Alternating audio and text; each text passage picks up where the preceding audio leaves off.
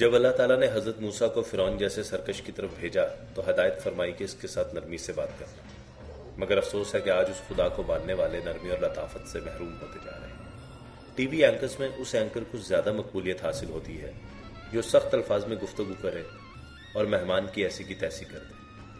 فنون لطیفہ سے انسان کی شخصیت میں سوز و گداز پیدا ہوتا ہے، مگر ادبی ذوق میں کمی اس حد تک پہنچ چکی ہے کہ ٹی وی چینلز پر ادبی پروگرام ماضی کا قصہ بن چکے۔ معاشرتی سطح پر نرمی کو پختگی کی بجائے کمزوری اور کرختگی کو بد تہذیبی کی بجائے بہادری کی علامت سمجھ لیا گیا ہے۔ یہ وہ رویے ہے کہ جو ملک کی سلامتی اور ترقی کے لیے بہت بڑی رکاوٹ بن چکے ہیں۔ آج دین و دانش میں ہم دانش کے پہلو سے ایک دانشور اور ادیب کی مدد سے اس مسئلے کا تجزیہ کریں گے اور اس کا کوئی حل تلاش کرنے کی کوشش کریں گے۔ بسم اللہ الرحمن الرحیم۔ اللہ کے نام سے جو سراسر رحمت ہے، جس کی شفقت ابدی۔ خواتین و حضرات، پروگرام دیکھ رہے ہیں آپ دین و دانش۔ اس پروگرام میں آج ایک منفرد مہمان ہمارے ساتھ ہیں۔ عموماً ایسا ہوتا ہے کہ ایک سے زیادہ مہمان ہوتے ہیں، کچھ بحث و مباحثہ ہوتا ہے اور ہم کسی نہ کسی موضوع پر تبادلہ خیال کرتے ہیں۔ آپ کو یاد ہوگا کچھ عرصہ قبل ہم نے ایک پروگرام کیا جس میں یہ موضوع زیر بحث تھا کہ ہماری سوسائٹی میں بیان میں اظہار کرتے ہوئے ہم لوگ بہت شدید ہو جاتے ہیں، تحریر میں بھی اور تقریر میں بھی۔ ہم اپنی ٹی وی میڈیا پر بھی دیکھتے ہیں، اخباروں میں بھی دیکھتے ہیں کہ وہ ایک بڑی شدت کا غلبہ ہے۔ اس پر ہم نے چاہا تھا کہ اپنے ان مہمان کو، جن کا میں آپ سے تعارف کرانے والا ہوں، ان کو بلائیں۔ اس وقت وہ ہمیں میسر نہیں تھے۔ اس کے بعد اب جب ان سے ہمارا رابطہ ہوا تو ہم نے چاہا کہ ان کی بات کو اس طرح آپ کے سامنے پیش کریں تاکہ پوری طرح سے ان کی شخصیت سے ہم استفادہ کر سکیں۔ میں بہت احترام کے ساتھ آپ کا تعارف کراتا ہوں مستنصر حسین تارڑ صاحب۔ تعارف کا میں نے لفظ استعمال کر دیا، لیکن میرا خیال ہے آپ کو دیکھتے ہی آپ کا تعارف خود ظاہر ہو گیا ہوگا۔ میں ابھی تارڑ صاحب سے ذکر کر رہا تھا کہ یہ ایک جو کہتے ہیں نا کہ کوہ پیما، ان کو اگر کہا جائے کہ یہ محاورتاً بھی کوہ پیما ہیں اور حقیقتاً بھی کوہ پیما ہیں۔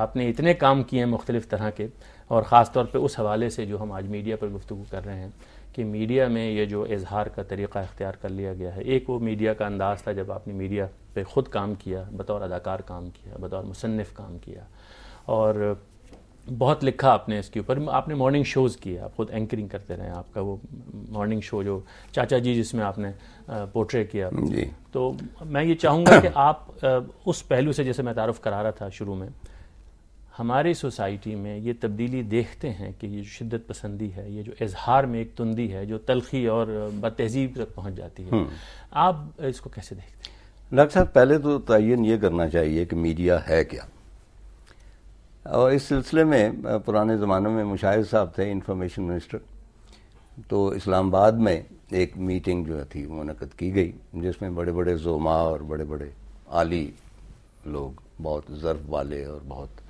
جائنٹ قسم کے، یعنی بیوروکریٹس زیادہ تر شریک ہوئے۔ ان میں مجھ حقیر کو اس لیے بلا لیا گیا کہ میرا کچھ تجربہ تھا اس معاملے میں۔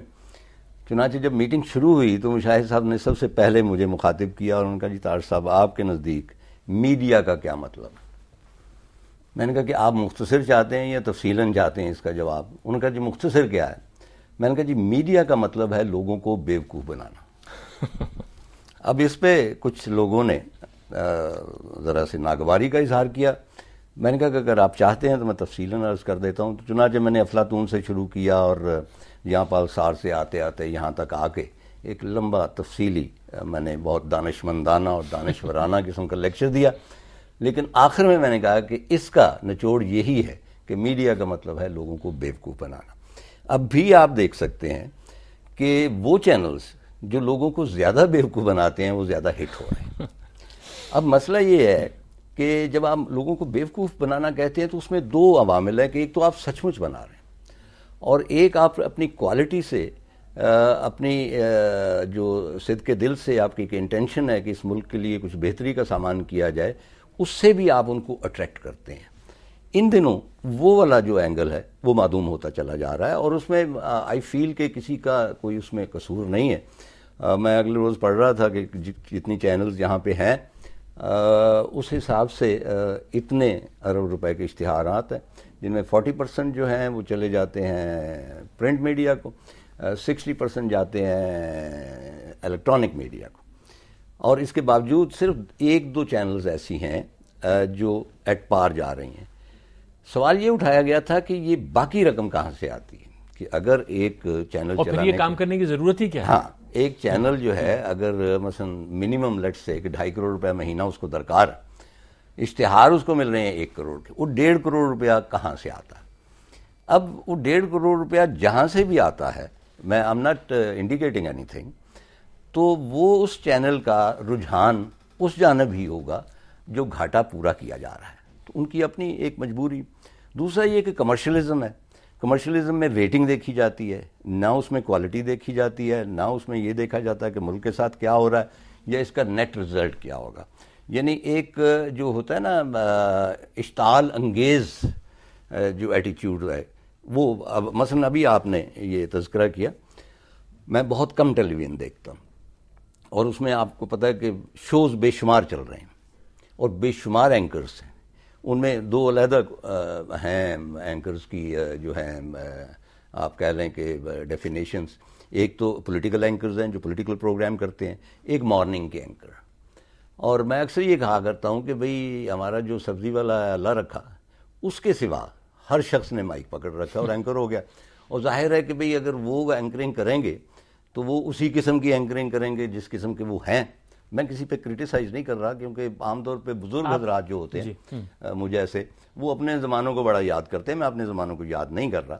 میں صرف یہ عرض کرنا چاہتا ہوں کہ بہت اچھے اینکرز بھی آئے۔ عرض میں یہ کرنا چاہ رہا تھا کہ میں جو پولیٹیکل پروگرامز دیکھتا ہوں، آئی ایم امیزڈ کہ اتنے سو کالڈ فیمس لوگ، فیمس لیڈرز، فیمس یہ جو ہیں بزنس مین، وہ اتنی آسانی سے اپنی بے عزتی کروا رہے ہوتے ہیں، and they do not react. Anchor جو ہے اب وہ تو لگتا ہے اس کا کام ہی ہے، ہاں وہ اس کی بے عزتی کروا رہا ہے، اور وہ بڑی مسکرا کے، میں ایک خاتون کو دیکھا جو کوئی وہ تھیں یہ جو ایڈوائزر قسم کی تھی، اور اینکر نے کوئی کرپشن کے حوالے سے بات کی اور اس کے پاس کوئی ثبوت وغیرہ بھی تھے، اور وہ بہت ڈٹائی سے مسکرائے چلی جا رہی ہیں۔ ان کو کچھ فرق نہیں پڑتا، ان کو فرق اس لیے نہیں پڑتا ڈاکٹر صاحب کہ ان کا کیا ہے، وہ کہتے ہیں یہ 8 گھنٹے کا پروگرام ہے نا، اس کے بعد ہم جائیں گے اسپین میں، وہ جو ہمارا ساحلی ولا ہے وہاں پہ ایک ہیلی کاپٹر ہوگا، ایک یاٹ ہوگا، ہم اس میں مزے سے زندگی گزاریں گے، بدنام ہے تو کیا نام نہ ہوگا والی بات بھی، اس سے کیا فرق پڑتا ہے۔ لیکن میں تو کیا، ہمارے گھر کا کوئی ایک ملازم اگر اس کی اتنی بے عزتی کی جائے نا تو وہ نوکری چھوڑ کے چلا جائے، جبکہ یہ جو سیاستدان ہیں یا یہ جو پولیٹیکل ورکرز ہیں یا یہ جو بھی ان پروگرامز میں آتے ہیں، ان کو کچھ مطلب حیا ہی نہیں ہوتا۔ ہاں لیکن طاہر صاحب دیکھیں، اصل بات یہ ہے کہ کیوں آتے ہیں ان پروگرام؟ صحیح بات ہے، دیکھیے میں چھوٹی سی بات کریں، ایک پروگرام ہے بہت فیمس پروگرام ہے، میں نام نہیں لوں گا، اس کے پروڈیوسر جو ہیں وہ فارچونیٹلی مطلب کہ وہ برخوردار، وہ میری کتابیں بہت پڑھتے ہیں، چنانچہ بہت زیادہ میرے عشق میں مبتلا، تو انہوں نے کہا جی آپ میرے پروگرام میں ضرور آئیے۔ تو میں نے کہا کہ دیکھیں بات یہ کہ میں جانتا ہوں کہ ملک کی بہت نامور اور اہم ترین جو ہیں شخصیات اس پروگرام میں آ چکی ہیں، لیکن some or the other mentally I am not adjusted to that anchor person, اس کی جو شخصیت ہے میں اس کے ساتھ مفاہمت نہیں کر سکا، تو اس لیے آئی ایم سوری میں آئی کانٹ کم۔ تو اس نے کہا جی طاہر صاحب آپ پہلے آدمی ہیں جنہوں نے اس پروگرام میں شرکت سے معذوری کا اظہار کیا ہے، چنانچہ اگر وہ بے عزتی کرواتے ہیں تو اپنی مرضی سے کرواتے ہیں۔ طاہر صاحب یہ بات خاص طور سے آپ بتائیے کہ جو کوالٹی ہے، یعنی جو کانٹینٹ کی کوالٹی ہے، جو بولا جا رہا ہے، جو ڈسکشن کے اندر سبسٹنس پیش کیا جا رہا ہے، اس کو اگر آپ کمپیئر کریں کہ بھئی آپ اس کو آج کے بین الاقوامی معیار سے بھی کمپیئر کریں، اور اس کو جیسے آپ نے کہا ماضی کا بھی ایک نہ ایک معیار تھا، صحافت کا بھی یہاں پر ایک معیار رہا ہے، یہاں پر وہ لوگ بھی رہے ہیں جنہوں نے صحافت کو پیشے کے طور پر نہیں کیا بلکہ ایک مشن کے طور پر کیا، تو وہ اس میں بھی وہ چیزیں آ گئی ہیں جس کا ذکر آپ نے کیا کہ بھئی وہ گھاٹا پورا کرنے والا کانسیپٹ وہاں پر بھی شاید ہمارے ہاں در آیا ہے، لیکن کیا کوالٹی مینٹیننس اتنا مشکل کام ہے یا یہ ہماری سوسائٹی کا اوور آل ریفلیکشن ہے؟ جیسی سوسائٹی ہے ویسے میڈیا ہے۔ ڈاکٹر صاحب جو پولیٹیکل پروگرامز ہیں نا، آئی فیل کہ وہ بہت ویل پریپیئرڈ ہوتے ہیں، اکثر اینکرز ان کے پاس بڑی سالڈ انفارمیشن ہوتی ہے، اور وہ جو ان کے سامنے بیٹھے ہوتے ہیں وہ قدرے جو شرمندہ ہوتے ہیں یا مسکرا رہے ہوتے ہیں، وہ اس لیے ہو رہے ہوتے ہیں کہ وہ ڈینائی نہیں کر سکتے جو ان کے حقائق ان کے پاس ہیں، they are very well prepared اور بہت اچھی طرح۔ لیکن مسئلہ یہ ہے کہ اینڈ رزلٹ اس کا کیا ہے، آپ کہاں پہ جا رہے ہیں، آپ ثابت کیا کرنا چاہتے ہیں۔ 3 شخص بیٹھے ہوئے ہیں، کم از کم میں تو ویژولائز نہیں کر سکتا کہ 3 لوگ بیٹھے ہوں اور ان میں اپنی بات کہنے کے لیے شاؤٹ کرنا شروع کر دوں اور دوسروں کو منقطع کرنا شروع کر دوں. اور اینکر یہ انجوائے کرتا ہے کیونکہ ہمارے ہاں وہ تو یہ تماشا دکھانا چاہتا ہے. ہمارے زمانے میں بھی ایک مقولہ تھا کہ اگر ایک شخص جو ذرا ویل نون ہے اگر وہ کوئی حماقت میں گفتگو کر رہا ہے تو اس کو کرنے دیجیے جس طرح آپ مجھے کرنے دے رہے ہیں تو وہ اس سے پروگرام ذرا لائیولی بن جاتا.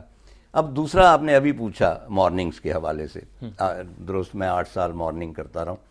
پہلا پروگرام میں نے مطلب پہلا مارننگ 98 میں غالباً آپ نے پی ٹی وی جی یہ تھا 88 میں شروع ہوا تھا اور شاید 96 تک یس 7 تک.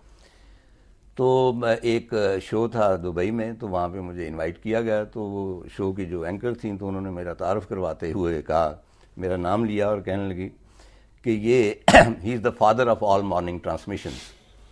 تو میں نے کہا بی بی اس میں ایک کریکشن کر لیجئے کہ یہ جتنی مارننگ ٹرانسمیشنز ہیں جتنے بچے ہیں میرے اکارڈنگ ٹو یو ان میں سے کچھ کو تو میں پہچانتا ہوں لیکن ان میں سے بیشتر کو میں نہیں پہچانتا. یہ پتہ نہیں کہاں سے آ گئے. چنانچہ مارننگ کا ایک اوور آل فیلنگ. ڈاکٹر صاحب اگر اجازت دیں تو میں ایک بریک لے لوں, آپ کی بات پھر بیچ میں رہ جائے گی, وہیں سے پھر خواتین و حضرات ہمارے ساتھ رہیے گا.